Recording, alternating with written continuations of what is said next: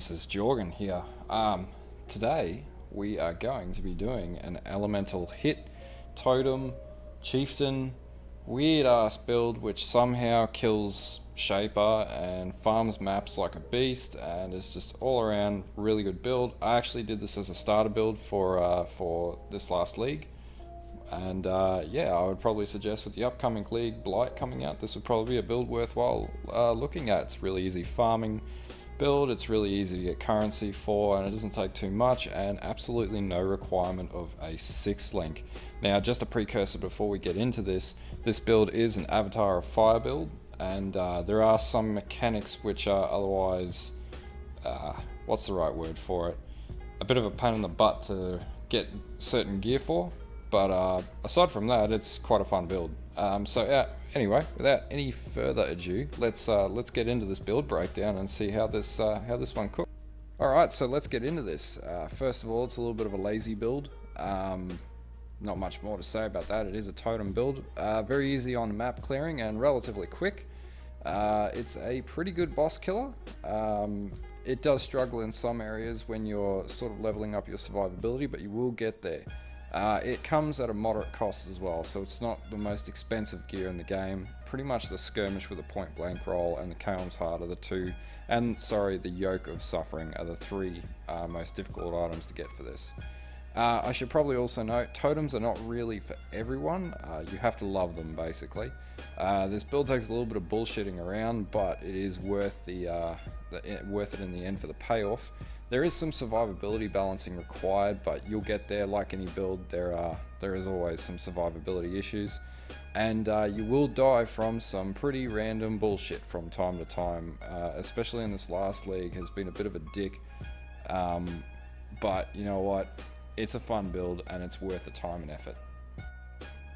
Alright, so the two key items that you're going to need to get pretty much crack-a-lackin' with this will definitely be a Quill Rain. Just being Chieftain, you're going to struggle with dexterity quite a lot. The Quill Rain sort of pads that out and obviously gives you some dex stat there, as well as giving you a shit ton of speed. The next item that you're going to need is going to be a Skirmish Quiver. Now, the one that I've got on screen is not a corrupted variant. You will normally need to get a point blank corrupted variant for this.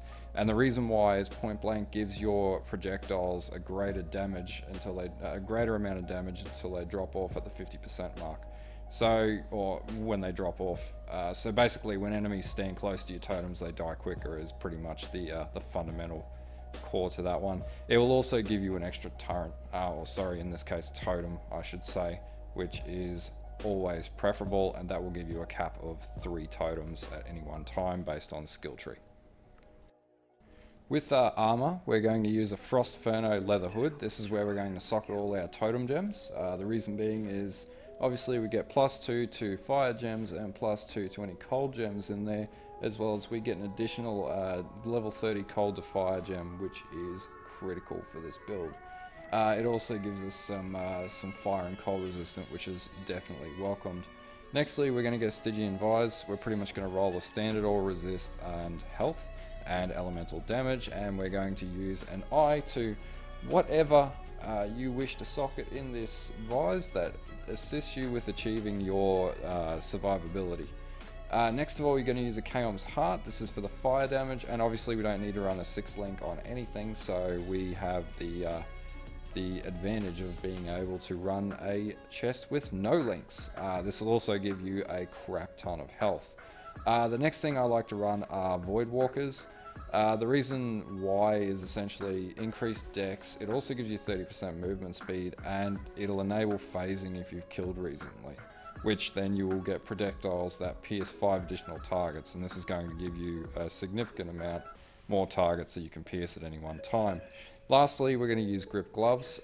With these, we don't need to really rely on any lab enchants, and on top of that, we're also going to roll attack speed onto these gloves to increase our attack speed further, so our totems attack quicker.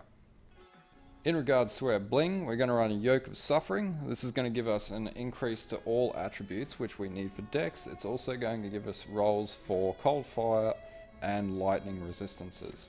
On top of this, it's going to give us an increased chance to shock, and it's also going to allow your all elemental damage to shock, which basically means that you're going to do increased damage to targets that have been shocked, which is really nice. And because we do fire damage, this is going to let our fire damage shock enemies. On the side of this, we're going to run 2 opal rings. Now, my opal rings are geared towards elemental damage. They also have resistances, health, and magic find in this case.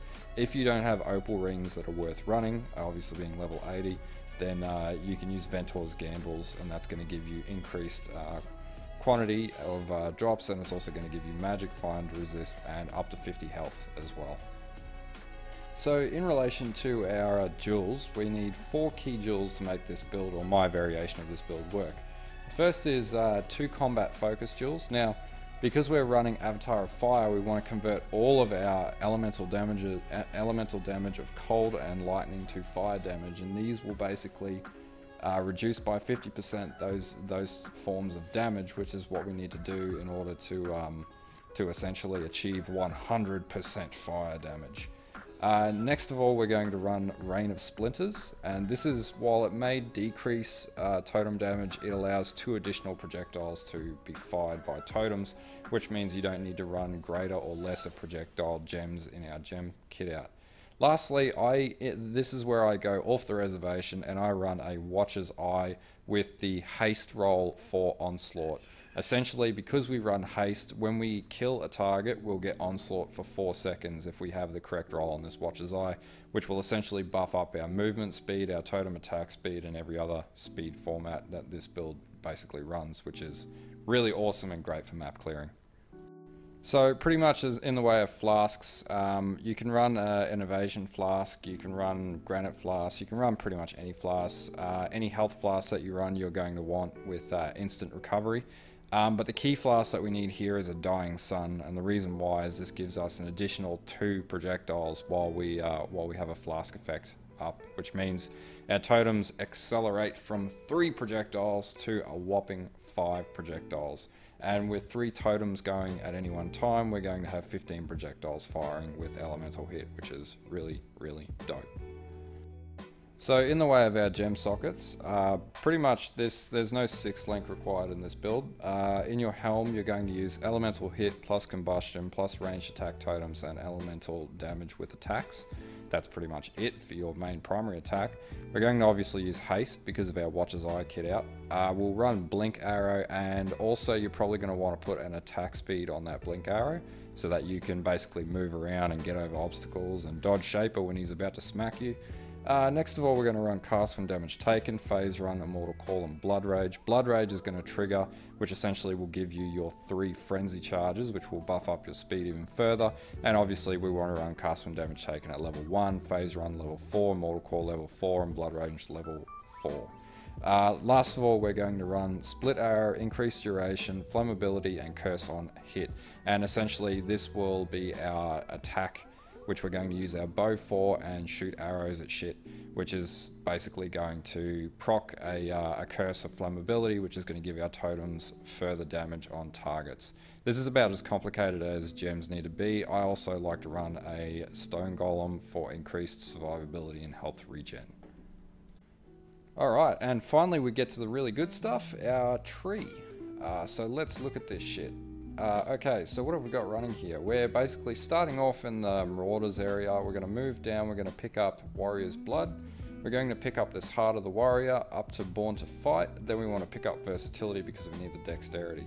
Then we'll go up, we'll pick up Strength.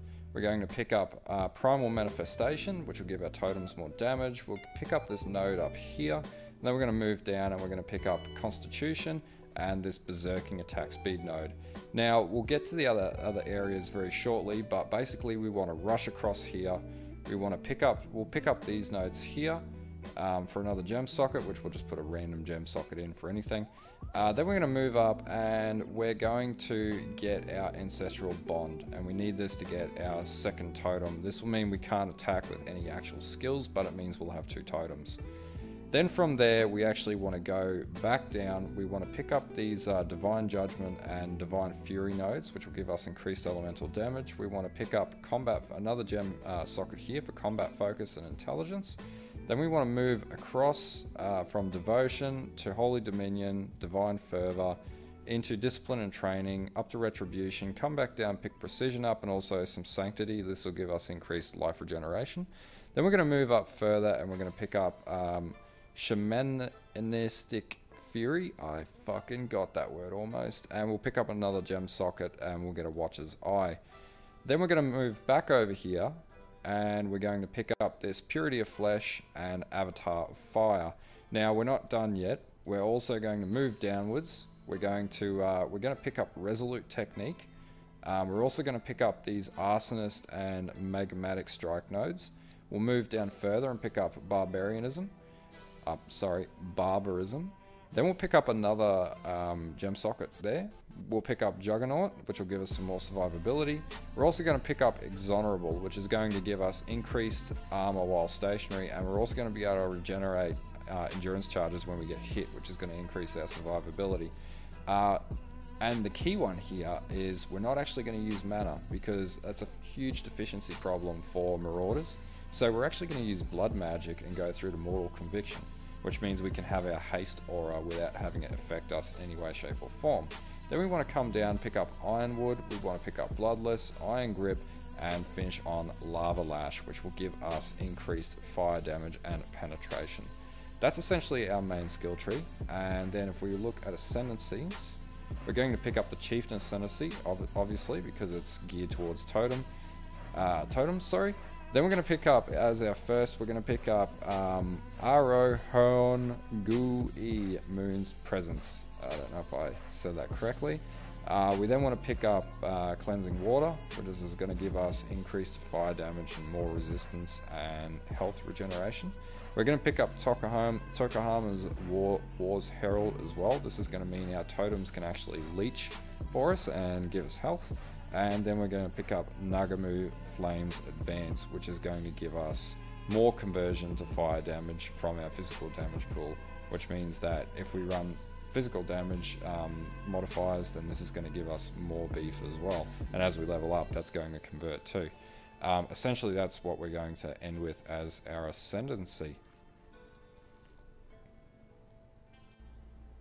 Okay, hopefully this guide's been helpful and has given you a bit of an idea of how to play an elemental hit chieftain. I'll be uploading more guides going into the future, sort of in this format because I like this format and it's looks a lot better basically. But yeah, if you like this video, then please like and sub, and I'll be uploading more stuff. And obviously, put it in the comments any feedback that you have in relation to this stuff and what you actually want to see. And I might actually put it together for you. And yeah, we'll see how we go.